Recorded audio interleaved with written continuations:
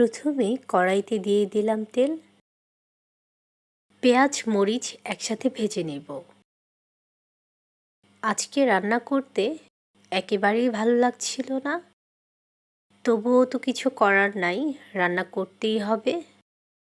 বাচ্চাদের জন্য হোক বা নিজের জন্য হোক, রান্না তো করতেই হবে। যাই হোক, লবণ দিয়ে দিলাম 1 চামচ। এবার আলুগুলো পেঁয়াজের সাথে ভেজে নেব। আদা রসুন বাটা 2 চা চামচ, অল্প পরিমাণের পানি, মরিচের গুঁড়া 1 চা চামচ, হলুদের গুঁড়া 1 চা চামচ, জিরার গুঁড়া 1 চা চামচ। মশলাটা বেশ ভালো করে কষিয়ে নিয়েছি। এবার আগে থেকে ধুয়ে রাখা মাংসগুলোও দিয়ে দিচ্ছি। আজকের এই মুরগির মাংসটা আমি হাঁসের মাংসর মতো করে কেটে নিয়েছি।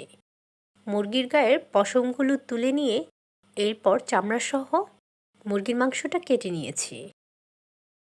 এভাবে আমি অনেককেই রান্না করতে দেখেছি, কিন্তু আমার আসলে আগে কখনো খাওয়া হয়নি। তবে আমার খুব ইচ্ছে করেছিল যে এভাবে রান্না করে খেয়ে দেখি মাংসটা খেতে কেমন হয়। তো যাই হোক, আজকে আমি হাঁসের মাংসের মতো করে মুরগির মাংসটা কেটে নিয়েছি।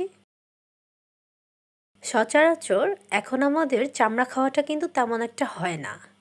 এখন তো বাজার থেকে আমরা সবাই মুরগির চামড়া ছিলে নিয়ে আসি, যে কারণে এখন আর আমাদের চামড়া খাওয়াটা তেমন একটা হয় না।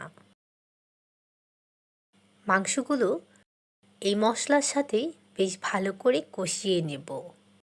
আমি কিন্তু সবসময় মশলা মেখে মুরগিটা একেবারে বসিয়ে দিই, এতে একটা আলাদা স্মেল বের হয়, খেতেও কিন্তু ভালো লাগে।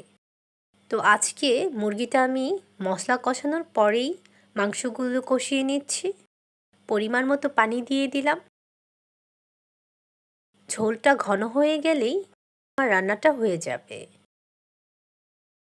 মাংস রান্না করতে একটু সময় লাগে।